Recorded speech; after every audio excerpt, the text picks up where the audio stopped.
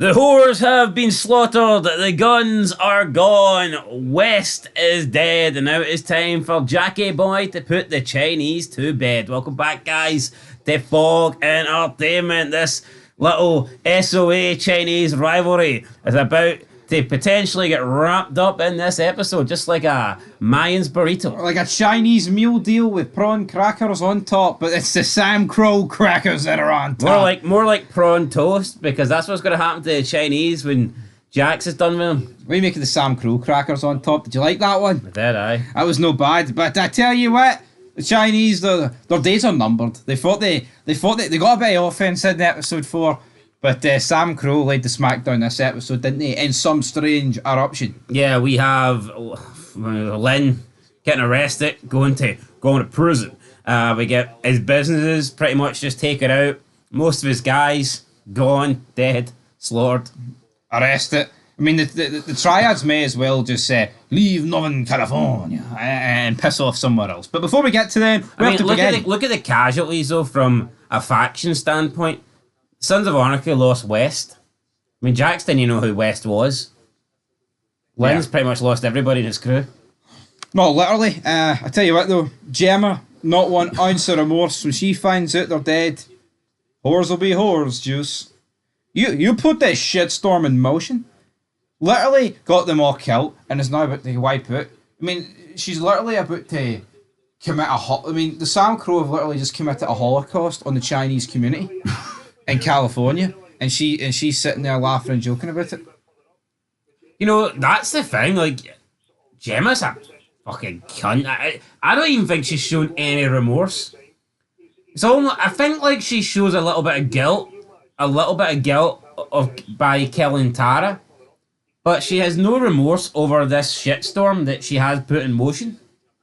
Now maybe you could say she's got no love for the Chinese or whatnot, and fair enough, but hasn't like the club's kind of standpoint always been, we don't hurt women? Well, Gemma got a lot of them hurt. Yeah, badly hurt. Badly hurt. But yeah, Bobby and Nero, they leave Diosa. Nero did question Jax, why would Lynn go this far, man? And Jax like, you gotta ask the Chinese. Then we see the police arrive. Jax puts his thumb over the lighter in a pretty good scene, but Jerry wants some answers. She needs them now. I'm willing to be Team Sam Crow, but you have to fire information my way. I'm willing to bend a little. It was funny though, because when Chibs got the phone call, he's like, all of them? Obviously at this point they didn't know West was dead, but it would have been pretty good if he just cared about the guns and no West, wouldn't it? Yeah. They're gone. All of them? I think you're going to get ready as well. Because a lot of dead bodies here floating about the streets of Charming. But Nero, he said he'd go tell Perosky about Colette, but who's sitting outside? The Chinese. Well, who's sitting outside Big Charlie Borowski's donut factory? Borowski's got no loyalty, doesn't he? Not. No. Well, he's the one that he obviously here, right? It's not revealed as him, but it is him. I mean, what's stopping the Chinese going? It was him that told us, Jackie boy.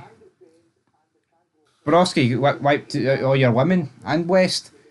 Big dirty Charlie. I never trusted Borowski. No, absolutely not. But I think he's a smart man, RoboCop. But the Chinese are a wee bit smarter. They come in, they confront Nero, basically say, if you don't side with us, security at the cripple home ain't all that tight. And that pisses off Nero, and I mean, don't blame him. Lynn basically threatening to take out his son. Yeah. And not take him out to his Chinese restaurant, take him down to Chinatown. Well, I keep it. I mean, there's no, beating around the bush. I mean, this is Lynn basically saying, you don't fucking side me, I'm killing your son that's disabled and crippled. And it's not that I don't think Lynn would take enjoyment out of doing it, because he doesn't seem like, but he's just like a no-nonsense here. This is what's going to happen. Yeah, he's basically just saying, here, remember what horse you backed?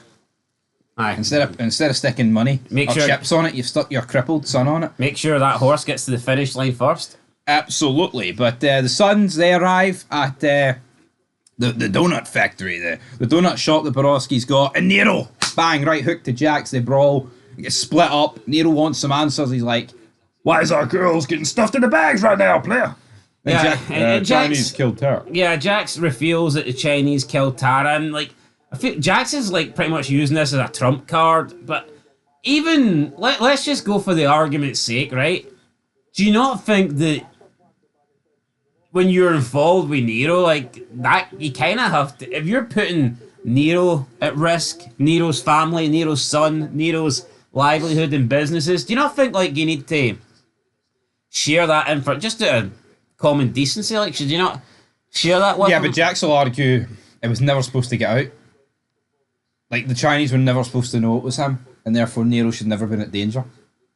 You could argue since then. I mean, Jax didn't find out the Chinese knew until he got the Diosa, and they threw that grenade through the ice cream shop, so... where could he have told Nero? I mean, I guess he could have told him at the very beginning of this episode, yeah, this is Chinese. You're gonna have to ask the Chinese for that, buddy. I mean, Gemma's not the most reliable source, but I suppose Jax would have no reason to believe she would lie about that. True, but speaking of Gemma, Juice, he kills this guy. Turns out he's the hotel owner, and he was Chinese, so Juice was just wiping another one out just to make sure. Yeah, so Juice thought that Lynn's guys were after him because Juice found the newspaper about Diosa getting slaughtered, and he just assumed that Lynn sent a guy after him.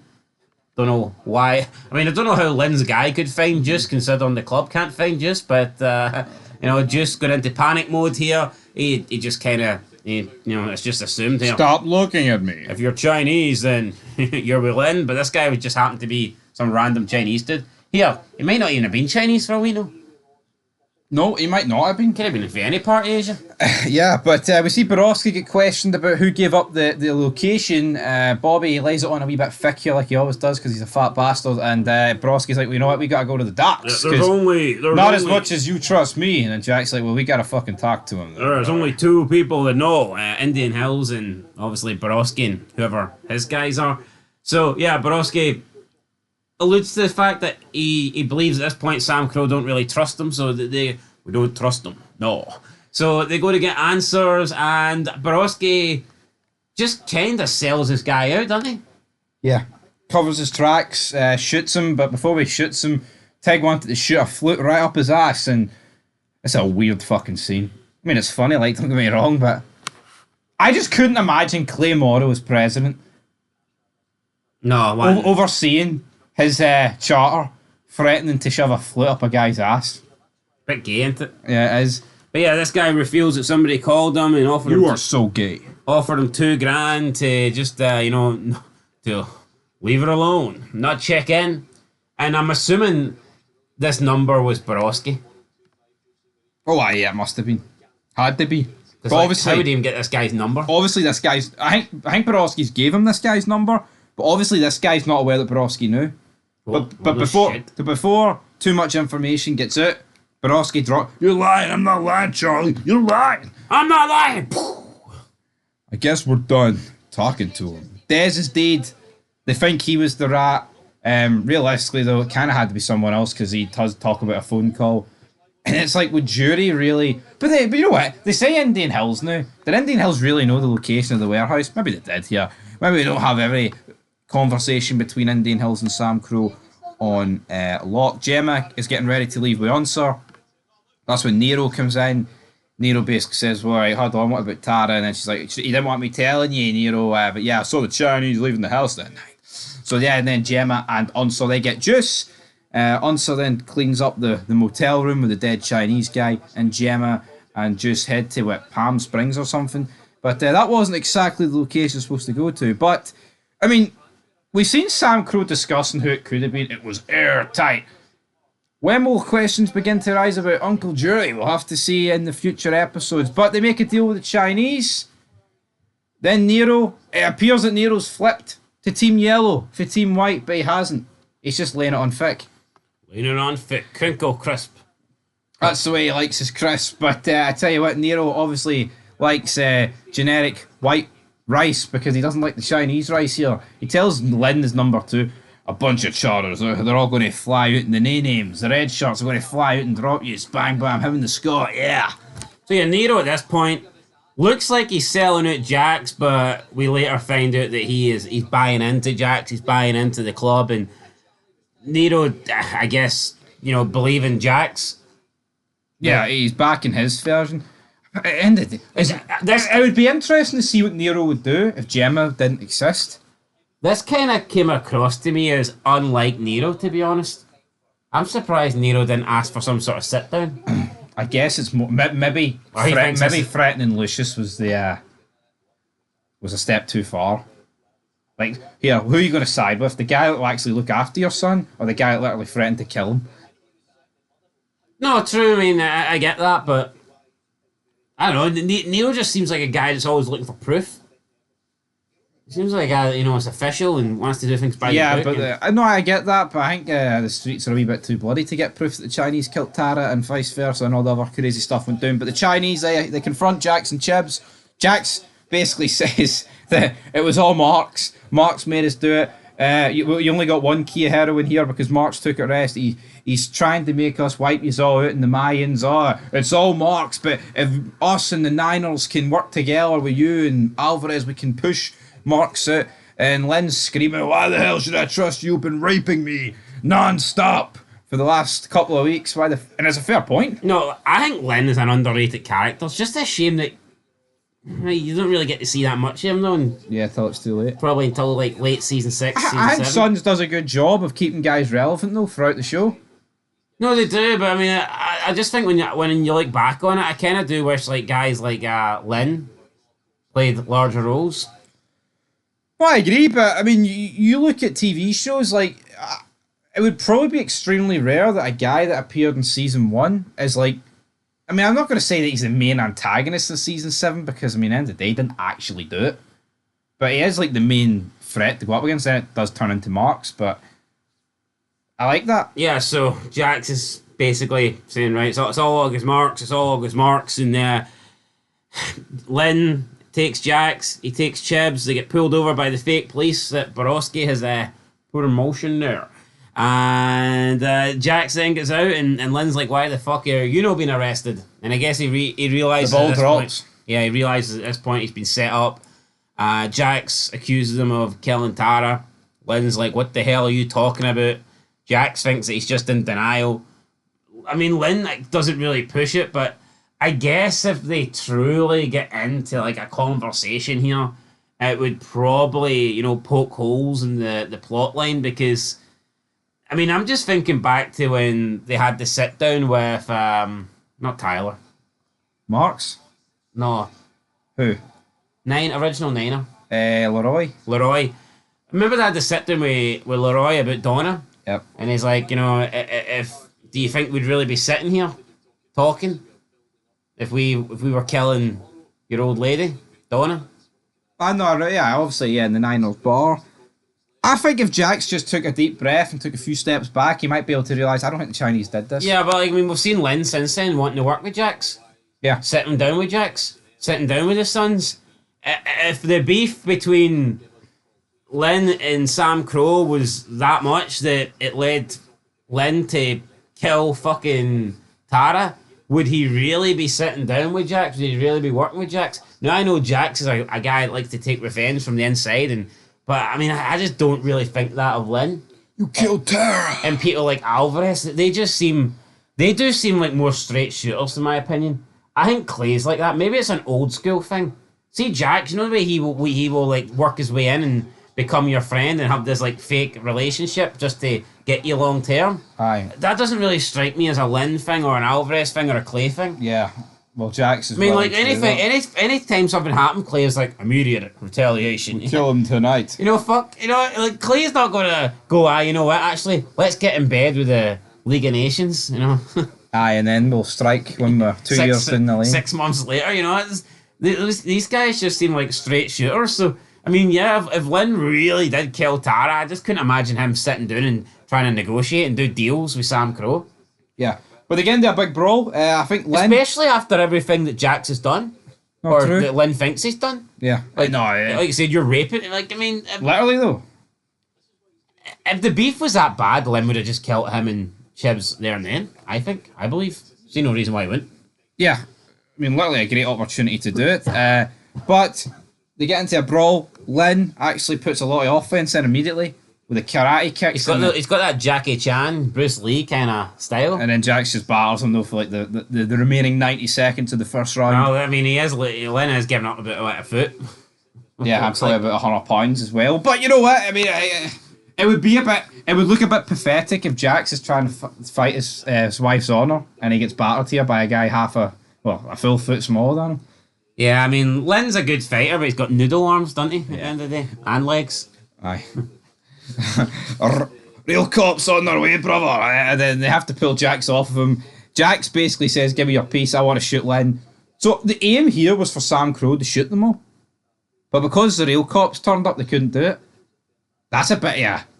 I mean, fucking broad daylight, just dropping about 20 Chinese guys and Lynn. How the fuck's that ever going to work? I mean, talk about risk and exposure. I mean, I guess those fake cops could have closed out that area, that street, maybe. Maybe, but how much money would you owe Borowski? Quite a lot. No, but they joked about it earlier in the episode. Borowski wants another 5k. That dirty dog. Hold on, 5k? Wait, look, I know he jobbed him out, but we don't know. Look how many fake cops he had there. He's going above and beyond. Look how many fake cops were there. Yo, they're all getting a cut. I mean, is this not the sort 5k doesn't seem enough. Is this not the sort of thing that should be pushing 6 figures? I'd say so. Look how many guys Borowski had. Yeah, crazy. I mean, how many fake cop cars did he have there? Must have been about half a dozen. Aye. And then you factor in the manpower. I mean, if they're all taking a cut of $5,000, what are they getting? A couple $100 each? I know. And you're risking a fucking slaughter in broad daylight. Yeah. We then get the end of montage. Never mind Chinese all you can eat. It was going to be a Chinese all you can kill. Age of Aquarius. Sam Crow wipe out. We drive by. Aye, the wipe out the remaining Chinese. They're all done. I mean, they're not all done, but I mean, there's probably single digits left. See, if you remember Lynn's group right now, and you know Lynn's inside, the majority of them are inside, and the rest of them are what do you do? You think you just pack up and leave? But see, this is how it's done correctly, right? None of this here. Well, it's nipped in the bud. We have to kill them all. The rest are in jail. We kill the rest. None of this. We'll just nip it in the bud and kill one or two of them. Fucking dead, brother. But anyway, we move on. Juice and Gemma. Gemma's like, we're driving to Salt Springs. I thought the parking lot of Walmart was too obvious. Nero's going to help us, and Juice is like, Nero. I killed Davney, and I know Nero would never help me. A bit of a struggle here. They get into a fight. Oh, the sunshine. Car crashes. Juice then starts firing at Gemma. Please don't kill me. As it fades to black, as Jax drives through into the Charming sign. And is Juice going to kill Gemma? You know what, though? I'm not convinced that Nero wouldn't help Juice. I know he killed her, but I think that Nero... Initially, when he found out, he was really disappointed in Juice. Yeah. But I actually think Nero's real issue was Jax, because Jax put Juice up to it. And lied to him. I just think Nero's putting too much respect on this Darvany.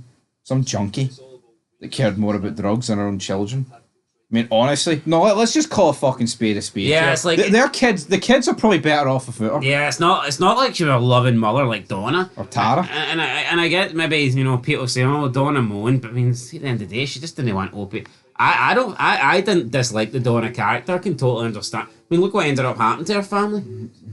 Yeah, I think you can understand, and it's all good. It's all good. Gemma going, look around, everybody here. That's your family. Jack's pulling the blinds down. See that person I don't know.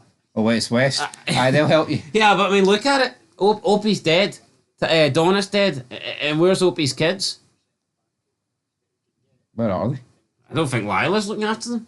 Initially, she did. Maybe I think it's Mary. I think Mary had them. Yeah, where are they? Yeah, but Opie's supposed to be like Jax's brother. I remember season 2, Clay made a very adamant point. They end up in the system. We have to kill the rat to protect the lie. Where are they? Are they in the system? System of a dying? I'd say so. Anyway. No, but Jax talks a good game. Where are they? Where's Jax no adopting? I hope they didn't. I hope they don't have like a quarter fucking blood Chinese, or else they'll fucking butcher both of them. So it's like I don't know. Anyway, that's the episode. What are you rating it? I'll get a 7. I'll get an 8. I thought, I thought it was a decent end to the Lynn arc, even though it's not over yet. But I think it's a smart bit of writing because you can't really go all out war like this. A crew's either going to die or get arrested, and turns out the Triad's got both. Yes, the numbers are dwindling. So it's over to Black. Black's going to tag in next few episodes. Who's going to win? Bet on Black. You always bet on Black. Till next time. Peace.